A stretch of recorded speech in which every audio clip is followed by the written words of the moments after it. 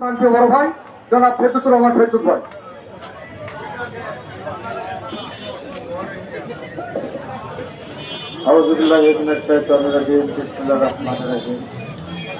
বাংলাদেশ জাতীয়তাবাদী স্বেচ্ছাসেবক দলের ৪০তম প্রতিষ্ঠা বার্ষিকী উদযাপন উপলক্ষে আজকের এই বর্ণাঢ্য র্যালি আলোচনা সভা দল মহফিলের সম্মানিত সভাপতি আলী হোসেন সহ উপজেলা, পৌর, ইউনিয়ন, ওয়ার্ড সর্বস্তরের নেতা কর্মী ভাই ও বোনেরা, আসসালামু আলাইকুম। স্বল্পতার কারণে সবাইকে নাম ধরে সম্বোধনা করতে পারলাম না, এই জন্য আন্তরিকভাবে দুঃখিত। দীর্ঘদিন পর আমরা এই দিল্লির চৌরাস্তা মোড়ে কথা বলতে পারছি। দীর্ঘ 18টি বছর পর আমাদেরকে মামলা, হামলা, খুন সারাদিন দিয়ে শুধু হাকিমপুর উপজেলা না, গোটা বাংলাদেশকে একটা মিনি কারাগারে পরিণত করেছিল। আমরা কখনো ভাবতে পারিনি এই শেখ হাসিনা একজন জল্লাদ, একজন কসাই। আমরা ভাবতে পারিনি তার লেলিয়ে দেওয়া গুন্ডা বাহিনী, ছাত্রলীগ, যুবলীগ, পুলিশ লীগ, বিজিবি লীগ সহ তার মসনদকে টিকে রাখার স্বার্থে সকল স্তরের নেতা কর্মীদের হাতে অস্ত্র তুলে দিয়েছিল।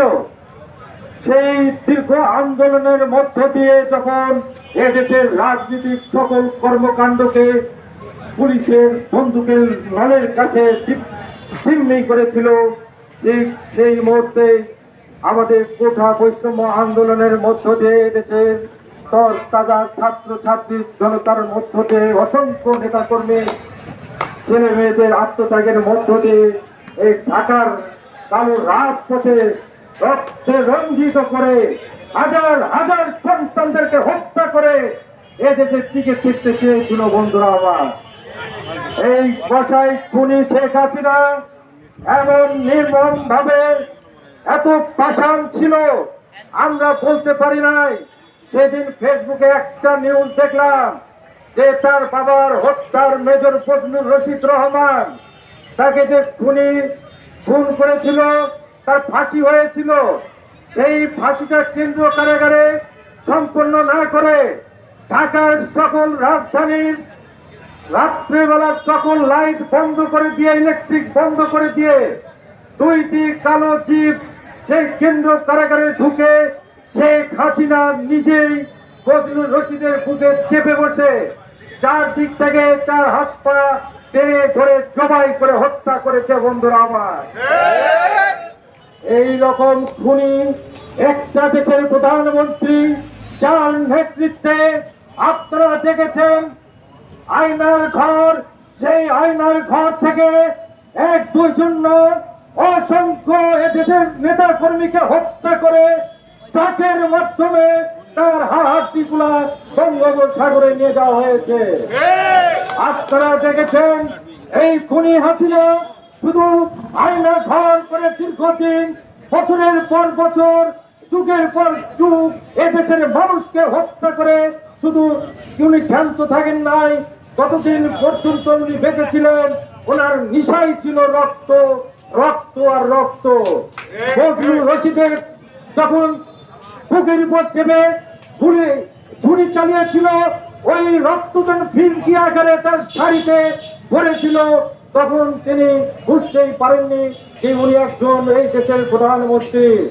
তাই বন্ধুরা, এই দেশের আমরা অনেক আন্দোলন করেছি, রাজনীতির মাধ্যমে আমরা অনেক ভাইদেরকে আমরা হারিয়েছি।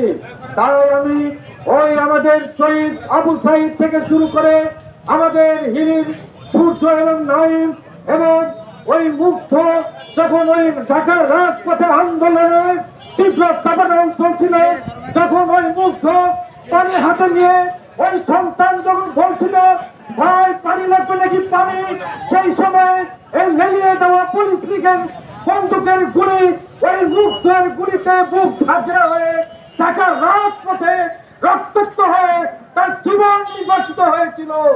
এই খুনি হাসিনা তার ভারতে পালিয়ে গেছে। আমরা এই মঞ্চ থেকে ঘোষণা করতে চাই, অবিলম্বে ভারতীয় সরকার এই খুনি হাসিনাকে বাংলার মাটিতে ফিরে দিয়ে আমরা তার বিচার করবো ইনশাআল্লাহ। আমরা বলতে চাই, যারা এই খুনি হাসিনাকে পালিয়ে যাওয়ার সহযোগিতা করেছে তাদেরও বিচার করা হবে ইনশাআল্লাহ।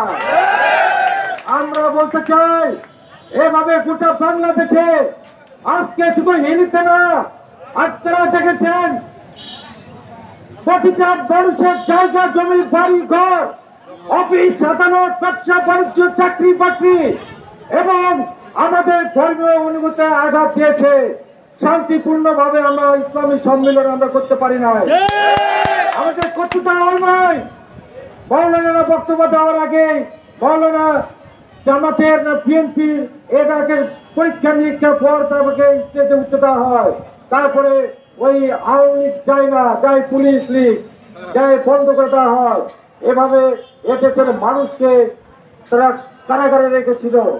তাই আমরা বলতে চাই, আজকের এই সমাবেশটা আমাদের যদিও স্বেচ্ছাসেবক দলের প্রতিষ্ঠা বার্ষিকী, কিন্তু দীর্ঘদিনের আমাদের ক্ষোভ যন্ত্রণা মামলা হামলার মধ্য দিয়ে আজকে আমাদের এই প্রতিবাদ সভায় পরিণত হয়েছে। আমি এই মঞ্চ থেকে বলতে চাই, এই উপজেলা সহ দিনাজপুর পর্যন্ত যারা আওয়ামী লীগের অসৎ উদ্দেশ্যের নির্দেশ মেনে আমাদের বিএনপির সাধারণ মানুষের উপর অত্যাচার চালিয়েছেন, আপনাদের কোনো ক্ষমা হবে না, আপনাদের কোনো ক্ষমা হবে না। আপনাদেরকে আইনের আওতায় আসা হবে এবং কড়াই গন্ডা বুঝিয়ে দেওয়া হবে। আমরা বলতে চাই, এদেশের মানুষ অনেক সহ্য করেছে। আমরা প্রশাসনকে বলেছি, এদেশ তৃতীয়বার স্বাধীন হয়েছে, এই তৃতীয় স্বাধীনতায় আপনাদের অফিস আদালতে ঘুষ দুর্নীতি যদি আপনারা করে থাকেন, আমরা ছাত্র জনতা ঐক্যবদ্ধ হয়ে ওই ঘুষ দুর্নীতি যারা করবে সেখান থেকে টেনে নিয়ে আসা হবে ইনশাআল্লাহ। আপনারা ভালো থাকবেন। এই স্থলবন্দরে বিগত দিনে আমাদের সরকার থাকা অবস্থায় যেভাবে রেভিনিউ আদায় হয়েছিল, ঠিক একইভাবে এই স্থলবন্দরের সকল অনিয়ম দূর করে আবার স্বাভাবিক শান্তিপূর্ণভাবে এই স্থলবন্দরের ব্যবসা পরিচালনা করা হবে। কোনো সিন্ডিকেট চলবে না, কোন দালাল অফিসের সিন্ডিকেট চলবে না, কোন চালকদের সিন্ডিকেট চলবে না, কোন অবৈধ লেনদেন চলবে না। এখানে সাধারণ মানুষ, সাধারণ ব্যবসায়ীরা ব্যবসা করে এখানে প্রতিষ্ঠিত হতে পারে। এই জন্য বাংলাদেশ জাতীয়তাবাদী দল এখন থেকে যা যা করার দরকার সবটাই করবে ইনশাআল্লাহ। আমরা বলতে চাই, আজকে আমরা আগামী দিনে আমাদের নির্বাচন হবে, সবাই আমরা ভোটে অংশগ্রহণ করবো।